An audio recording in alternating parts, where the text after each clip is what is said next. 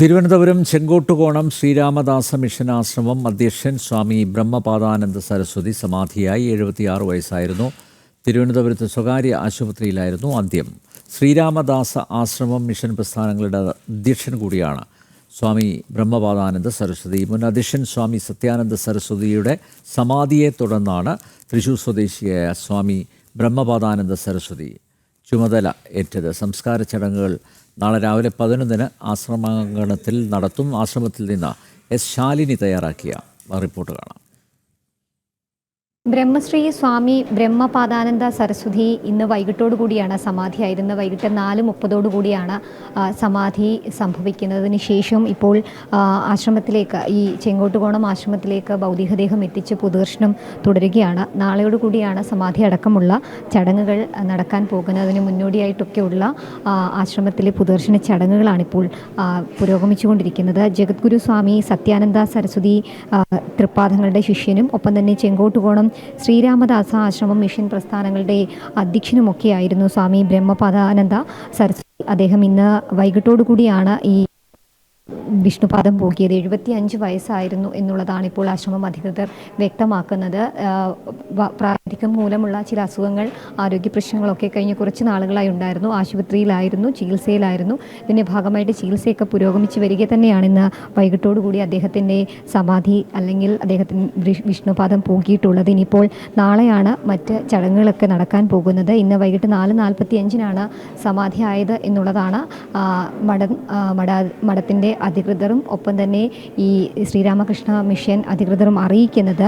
Sree Ramadasa mission universal സൊസൈറ്റിയുടെ രക്ഷാധികാരിയാണ്. ഒപ്പം തന്നെ ശ്രീരാം ചാരിറ്റബിൾ ട്രസ്റ്റിൻ്റെ മാനേജിംഗ് ട്രസ്റ്റിയാണ്. കൂടാതെ തന്നെ കേരളത്തിനകത്തും പുറത്തുനിന്നുമൊക്കെയായി 100-ൽ പരം ക്ഷേത്രങ്ങളുടെ ആചാര്യൻ എന്നീ നിലകളിലും പ്രവർത്തിച്ചു വരികയായിരുന്നു സ്വാമി. ഒപ്പം തന്നെ ശ്രീരാമദാസ മിഷൻ പ്രസ്ഥാനങ്ങളുടെ ഉൾപ്പെടെ 70ഓളം ക്ഷേത്രങ്ങളിൽ പ്രതിഷ്ഠാ കർമ്മവും അദ്ദേഹം നിർവഹിച്ചിട്ടുണ്ട്. തലസ്ഥാനത്തടക്കമുള്ള സാംസ്കാരിക ഒപ്പം തന്നെ പരിപാടികളിലൊക്കെ ഒരു നിറസാന്നിധ്യം കൂടിയായിരുന്നു സ്വാമി എന്നുള്ളതാണ് ഏറ്റവും എടുത്തു പറയേണ്ടത്. സ്വാമി ബ്രഹ്മപാദാനന്ദ സരസ്വതി പല പരിപാടികളിലും മുഖ്യ നേതൃത്വം വഹിക്കാനും അവിടെയൊക്കെ ഒരു ഭാഗമാകാനും ഒക്കെ എത്തിയത് പല ഘട്ടങ്ങളിലും നമ്മൾ കണ്ടിട്ടുള്ളതുമൊക്കെയാണ്. തൃശ്ശൂർ ഹരീശ്വരൻ നമ്പൂതിരിയുടെയും ഉണ്ണിമായ അന്തർജനത്തിൻ്റെയും മകനായി 1949 നവംബർ 21 സ്വാമിജി ജനിച്ചത്. ഗണിതശാസ്ത്രത്തിൽ ബിരുദധാരിയായ അദ്ദേഹം വേദങ്ങളിലും ഒപ്പം തന്നെ തത്വശാസ്ത്രങ്ങളിലും ഒക്കെ പ്രാവീണ്യം നേടിയിട്ടുണ്ട്. 1981 വയനാട് തിരുനെല്ലി ക്ഷേത്രത്തിൽ വെച്ച് ജഗദ്ഗുരു സ്വാമി സത്യാനന്ദ സരസ്വതി തൃപ്പാദവുമായിട്ടുള്ള കൂടിക്കാഴ്ചയ്ക്ക് ശേഷമാണ് ഗുരുനാഥനോടൊപ്പം ചെങ്കോട്ടുകോണം ശ്രീരാമദാസ ആശ്രമത്തിലേക്ക് അദ്ദേഹം എത്തിയത്. 2006 നവംബറിൽ ജഗദ്ഗുരു സ്വാമി സത്യാനന്ദ സരസ്വതി തൃപ്പാദങ്ങളുടെ മഹാസമാധിക്ക് ശേഷമാണ് 2 പതിറ്റാണ്ടോളം ശ്രീരാമദാസ ആശ്രമ മിഷൻ പ്രസ്ഥാനങ്ങളുടെ നേതൃത്വം ഇദ്ദേഹം വഹിക്കുകയും ചെയ്തിരുന്നത്.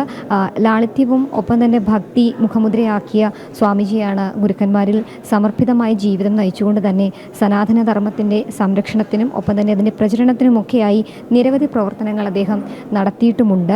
ഹൈന്ദവ സമൂഹത്തിൽ നാമജപത്തിൻ്റെ പ്രാധാന്യം ബോധ്യപ്പെടുത്തുവാനും ഒപ്പം തന്നെ അത് വളർത്തിയെടുക്കുവാനും സ്വാമിജി വഹിച്ച പങ്ക് അത് പറയാതിരിക്കാൻ അല്ലെങ്കിൽ അത് വാക്കുകൾക്ക് അതീതമാണ് എന്നുള്ളതാണ് ഏറ്റവും എടുത്തു പറയേണ്ടത്. അടുത്ത കാലത്തായി സാധാരണ ദീപ സബരിയ എന്ന പദ്ധതി അദ്ദേഹം ആവിഷ്കരിക്കുകയുണ്ടായി. അത് പ്രധാനമായും ഈ ഹൈന്ദവ സമൂഹത്തിനിടയിൽ നാമജപത്തിൻ്റെ കാര്യം വളർത്തിയെടുക്കാനും ഒപ്പം തന്നെ യുവതലമുറയെ നാമജപത്തിൻ്റെ വഴിയിലേക്ക് എത്തിക്കാനും ഒക്കെയായിരുന്നു അദ്ദേഹം അങ്ങനെ ഒരു പദ്ധതി കൂടി ആവിഷ്കരിച്ചത്. കൂടാതെ തന്നെ ജഗദ്ഗുരുവിൻ്റെ മഹാസമാധിക്ക് ശേഷം ശ്രീരാമ നവമി രഥയാത്രയ്ക്ക് ഭദ്രദീപ പ്രതിഷ്ഠ നടത്തി കരുത്തു പകരുമ്പോഴും ക്ഷേത്ര പുനരുദ്ധാരണ പ്രവർത്തനങ്ങളിലെ നിറസാന്നിധ്യമായിരുന്നു അദ്ദേഹം എന്നുള്ളതാണ് എടുത്തു പറയേണ്ടത്. എന്തായാലും നാളെയാണ് സമാധി ചടങ്ങുകൾ നടക്കുന്നത്. നാളെ രാവിലെ പൊതുദർശനം ഉണ്ടാകും. അതിനുശേഷം പ്രത്യേക മതപരമായിട്ടുള്ള പ്രാർത്ഥനകൾ, വേദമന്ത്ര ജപിക്കൽ ഉൾപ്പെടെയുള്ള കാര്യങ്ങളുണ്ട്. അതൊക്കെ പൂർത്തിയാക്കിയതിനു ശേഷം